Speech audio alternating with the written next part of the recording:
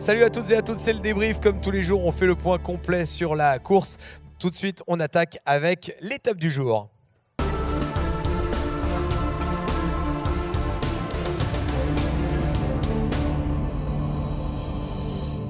L'étape du jour, on va en parler tout de suite avec Christopher Pratt qui est sur le bateau Bretagne Crédit Mutuel Elite. Salut Christopher. Salut. Alors, est-ce que tu peux nous raconter un petit peu ce qui s'est passé aujourd'hui ? Eh ben, ce matin, pas grand-chose. On attendait désespérément qu'un peu de vent rentre, mais il y a une petite brume épaisse qui a un petit peu bloqué tout ça et qui ne nous a pas permis de prendre un départ avant 14 h. Donc du coup, on rentre à terre pour bien préparer l'étape qui vient. Bah justement, alors cette étape qui vient, c'est une étape de ralliement entre Dieppe et Deauville. S'il n'y a pas de vent, comment ça va se passer ?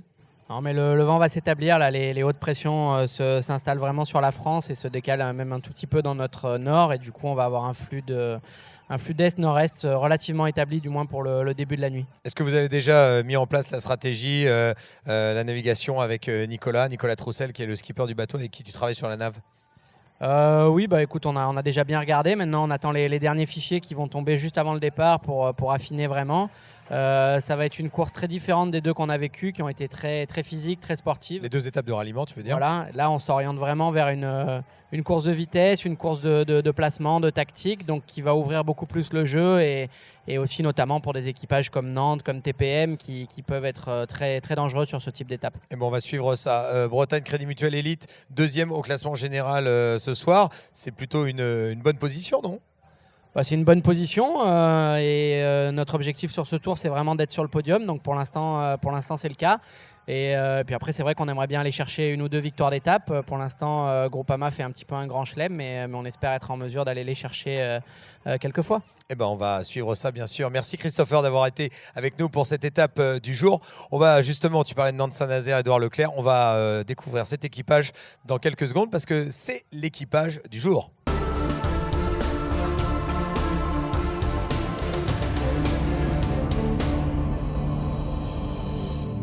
L'équipage de ce soir mis en avant ici à Dieppe avant le départ en direction de Deauville, c'est Nantes Saint-Nazaire, Édouard Leclerc avec son team manager Brieux Auger qui est à côté de nous. Salut Brieux. Salut. Merci d'être là avec nous. Merci on va parler un petit peu de cet équipage, la Nantes Saint-Nazaire, et puis on va parler de l'étape de ralliement bien sûr en direction de Deauville. Corentin Douguet, c'est le skipper. Toi tu es le team manager. Comment ça se passe entre vous ? Qui fait quoi exactement ? En fait, on a travaillé cette année tous les deux sur l'organisation du projet. Donc, Corentin est évidemment aussi team manager. Moi, je l'ai soutenu sur certains aspects, notamment beaucoup la logistique et l'organisation des régates, les préparations des régates. Voilà. Tu navigues aussi ? Je navigue aussi, je suis régleur de génois. Là, je suis rentré hier sur le bateau et puis je descends pas avant Marseille. Alors justement, comme tu vas faire toutes les courses jusqu'à Marseille, quelle est celle que tu attends le plus et celle qui te fait le plus peur ? Je pense que c'est peut-être un peu la même. En même temps, le Tour de Bretagne, les 250 000 en M34, c'est tout, ça commence à. Donc ça, c'est la Deauville-Brest. Ouais, ça c'est Deauville-Brest. Donc c'est une étape un peu mythique du Tour qu'on attend tous les ans. Là, cette année, on ne sait pas encore très bien à quelle sauce on va être mangé. Mais a priori, ça serait peut-être du spi. Voilà, 250 000 de portant, ça peut être bien. Et puis voilà, il y a forcément des changements de voile, des peelings, des choses comme ça. Donc ça va sans doute jouer et voilà, ça peut être intéressant, je pense que. Mais alors du coup, c'est celle que tu attends le plus ou c'est celle que tu crains le plus ? Si c'est du ski, je l'attends, et si c'est du prêt, je vais peut-être me faire un peu peur. D'accord, donc ça sera un peu la même. 8e au classement général, 8e au classement technique, 7e au classement au large. Je suis pas sûr que ça soit la place que vous visiez au départ de ce tour. Je suis pas sûr non plus, Olivier. Après, on l'a suffisamment dit depuis le début du tour, il y a vraiment des grosses écuries, des belles équipes qui sont arrivées sur le tour. Donc nous, on n'est pas sur le même projet qu'eux. On a forcément un projet de formation qui est instauré depuis 2011 par Corentin, avec 3 ou 4 professionnels à bord et après des jeunes du club. Donc on n'est pas dans la même optique que c'est. Corentin, viens nous rejoindre. C'est top team. Ensuite, c'est sûr que l'idée, c'est pas de se contenter d'une 8e place, loin de là. On a vraiment l'intention de faire mieux. Je pense que Corentin le dira aussi bien que moi. Corentin qui nous rejoint alors qu'on va vite terminer cette séquence parce que vous êtes pressé. Je te confirme que cette place de 8, cette place de 7, quel que soit le classement, c'est pas votre place que vous visez. Non, effectivement, c'est pas l'objectif.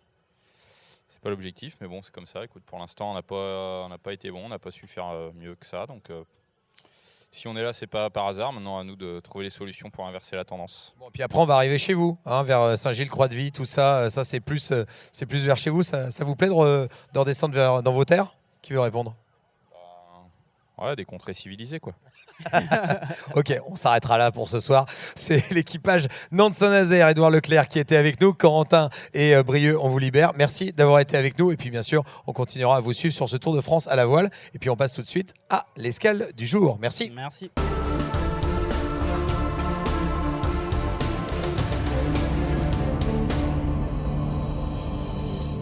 L'escale du jour ici à Dieppe avec aujourd'hui à l'honneur le groupe des Darjeeling Keepers qui sont avec nous, avec notamment sa chanteuse Aminata et puis Clément, le batteur. Salut à vous. Salut. On est ravis de vous retrouver puisque l'année dernière, vous étiez avec nous tout au long du Tour de France à la voile.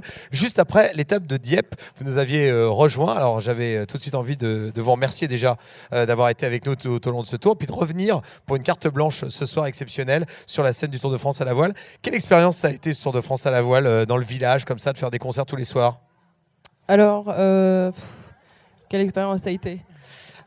Nous, c'est notre première expérience de tournée. Aujourd'hui, c'est un peu difficile de faire une tournée sans perdre des sous. Et pour nous, c'était une super occasion de pouvoir faire des concerts quasiment tous les soirs pendant 3 semaines. Des rencontres avec le public, comme ça, des gens qui vous attendaient pas forcément dans les villes et ça s'est plutôt bien passé. Ouais, ça nous a appris à ça, en fait, à aller un peu chercher les gens qui sont pas forcément là pour écouter de la musique.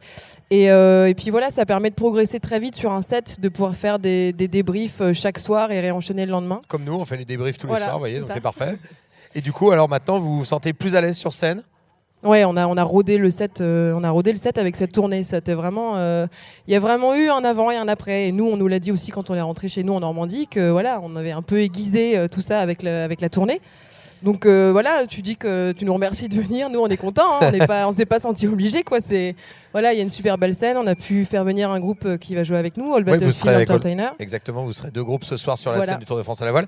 Et puis il y a eu quelques belles dates depuis qui ont marqué l'histoire du groupe, des rencontres avec quelqu'un qui vous sonorise maintenant. Ouais, avec maintenant, Simon qui va nous faire le son aujourd'hui. voilà, et du coup, c'est quoi maintenant l'actualité des Darjeeling Keepers?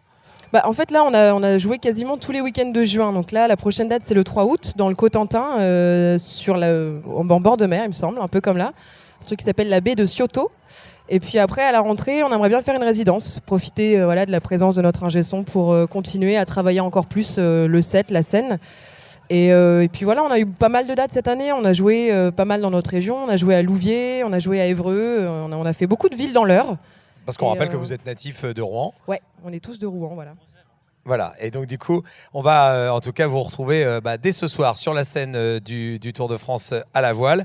Et puis bien sûr, on vous souhaite bonne chance pour la suite, hein, les Darjeeling Merci. Keepers. Et puis on va se quitter maintenant pour ce débrief. Et puis on se retrouvera demain à Deauville pour une nouvelle étape de ralliement. Les bateaux devraient arriver dans la matinée et on les accueillera avec grand plaisir pour faire un nouveau débrief sur la course. Continuez à suivre l'actualité du Tour sur tourvoile.fr et sur la chaîne YouTube bien sûr. Merci. Bonne soirée à tous.